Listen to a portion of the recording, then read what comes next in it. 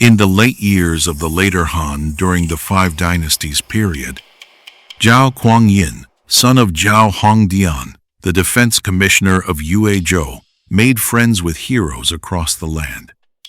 Whenever he witnessed injustice, he would draw his blade to help a true man of courage and righteousness. Young Master Zhao had offended the last emperor of the later Han in Bianjing and became a wandering fugitive. One day, he arrived in Taiyuan and reunited with his uncle, Zhao Jingniang, who had become a Taoist priest at the Qingyu temple.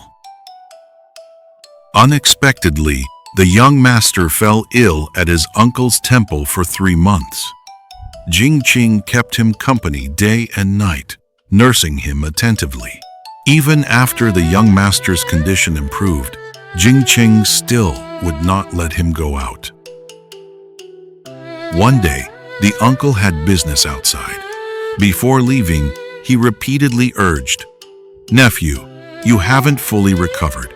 You must rest patiently and absolutely must not move about." After the uncle left, the young master thought, "I won't go into town. What harm is there in just strolling around the temple?"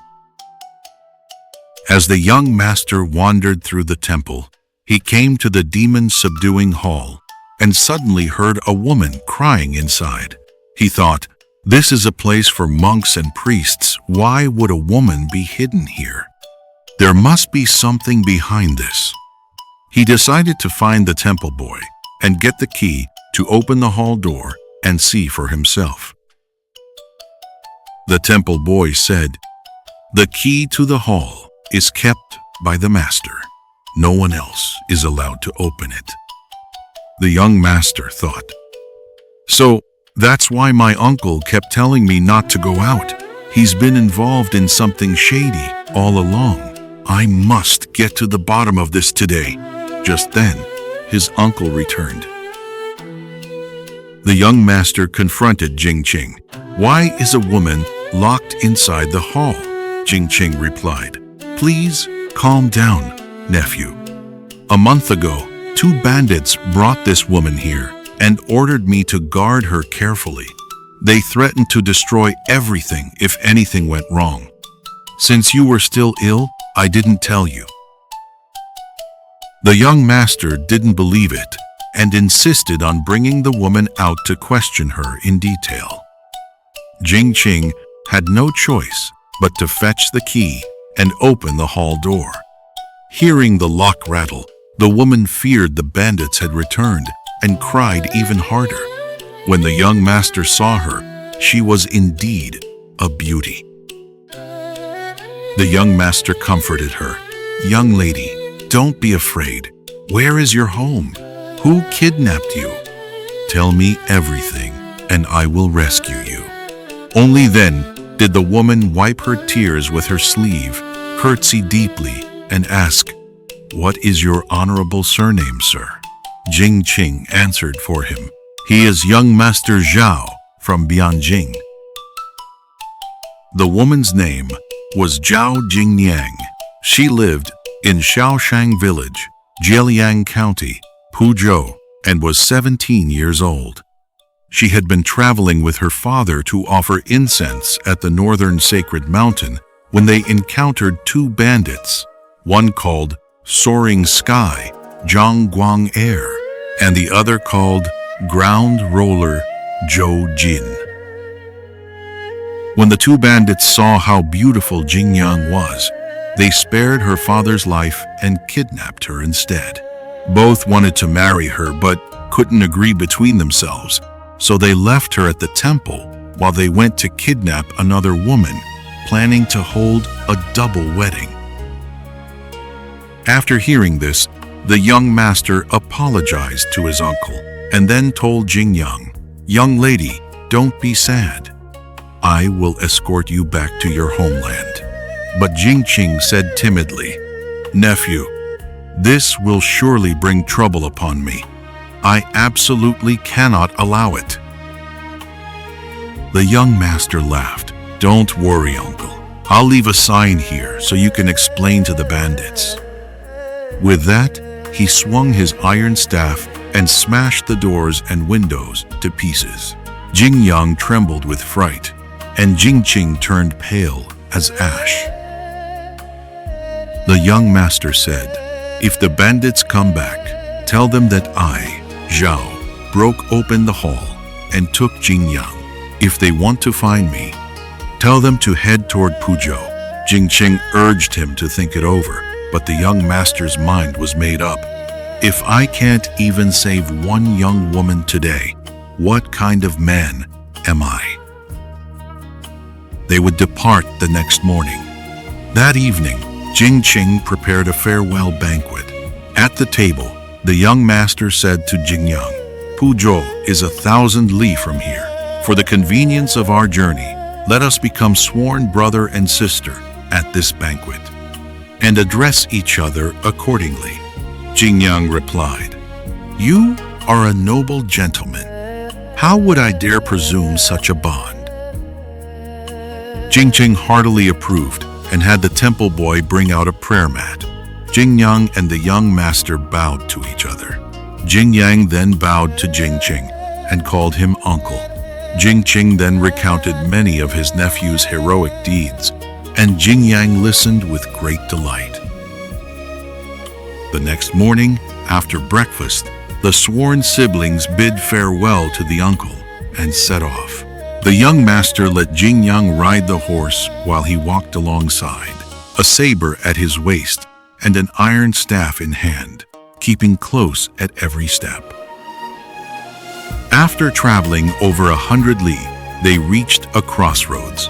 There had once been a village here, but due to war and turmoil, the people had scattered, leaving only a small inn. As dusk was falling, the two agreed to rest here and set out early the next day. The inn servant took their luggage, and the moment he saw Jingniang, his jaw nearly dropped. "How can there be such a beautiful woman?" He then asked the young master, "Who is this young lady to you, sir?" The young master replied, "She's my sister." While the young master was talking with Jingniang, he noticed someone peeking around the doorway. He shouted, "Who's there? Who's there?" The man said, "I'm just here to chat with the inn boy. Nothing to do with you, sir." He then went to the kitchen to find the innkeeper's wife. The young master was already suspicious. After dinner, the young master told Jingniang to bolt the door and sleep while he patrolled around the building with his weapons. Around the second watch, he heard neighing and stomping behind the building. Knowing thieves were stealing the horse, he rushed over, but the bandits had already fled. Fearing for Jingniang's safety, he hurried back to the inn.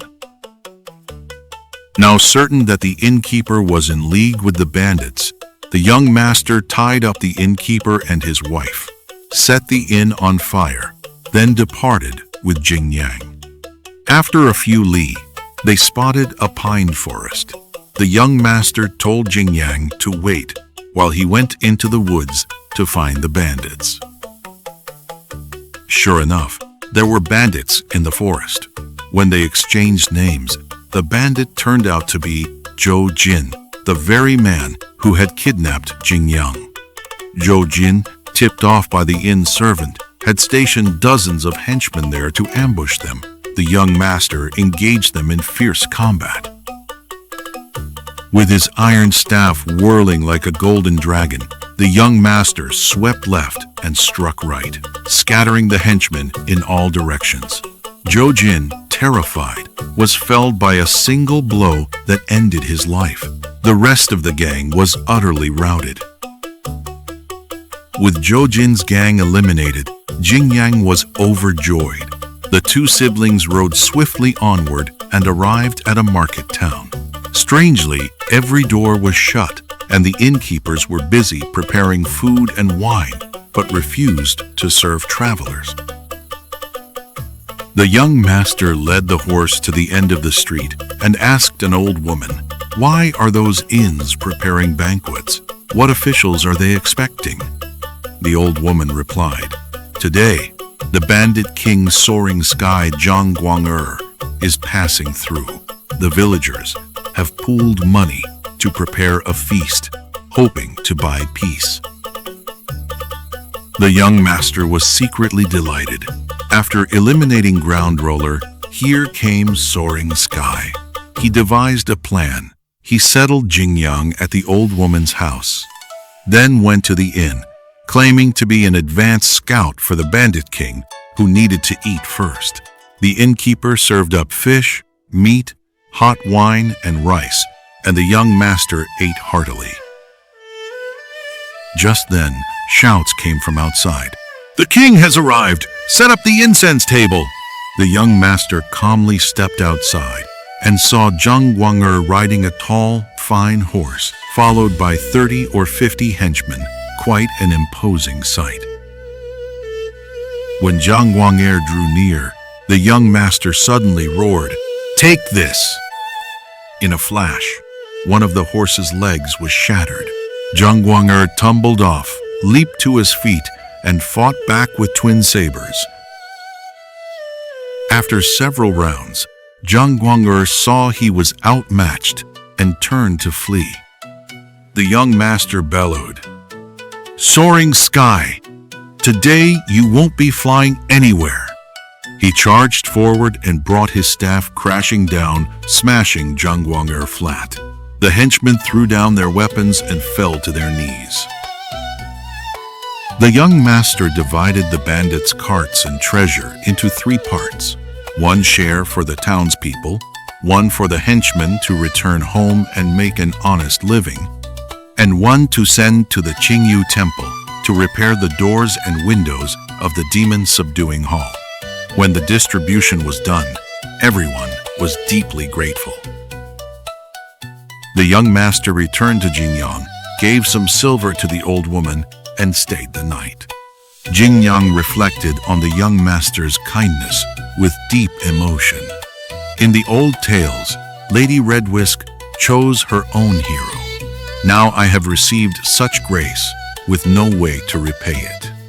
For the great matter of my life, who could I entrust it to but this hero? That night, she tossed and turned, unable to sleep. At dawn, the young master prepared the horse, and they set off again. Along the way, Jingniang kept complaining of stomach pain and asking to rest, repeatedly asking the young master to help her mount and dismount. At night, she complained of being cold or hot, asking him to adjust her bedding. The young master, upright by nature, served her attentively without any ulterior motive. After 3 or 4 days of travel, Jingniang said, "You have rescued me from misery and escorted me 1,000 li. This kindness is heavy as Mount Tai and impossible to repay. If you do not find me unworthy, I wish to devote my life to serving you." 2. The young master replied gravely, "I risked my life to save you out of chivalrous duty, not out of desire for beauty." That night, they camped in a desolate wood. Jingniang raised the subject again. "If only I could be to you." The young master flared up in anger. "I have been upright all my life. How dare you take me for the kind of man who helps others just to claim a reward?" Jingniang was even more moved. She bowed deeply, choking back tears. "I wish the benefactor's every dream fulfilled." Only then did the young master's anger subside.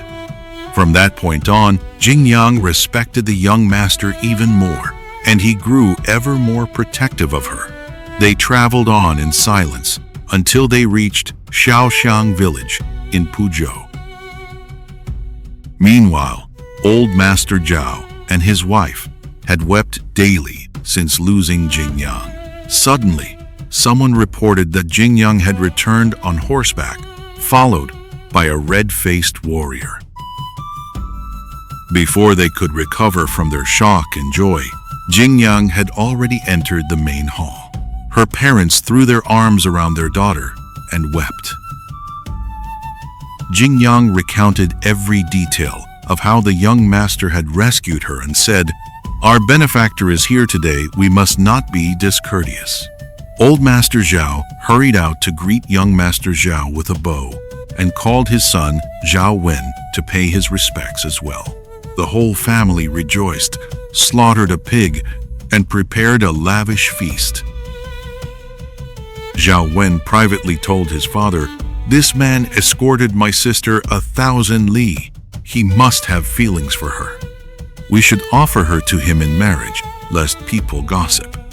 This was exactly what old Master Zhao had in mind. So, at the banquet, he announced, "Young master, your kindness is beyond repayment. Fortunately, my daughter is not yet betrothed. We wish to offer her hand to you." The young master flew into a rage.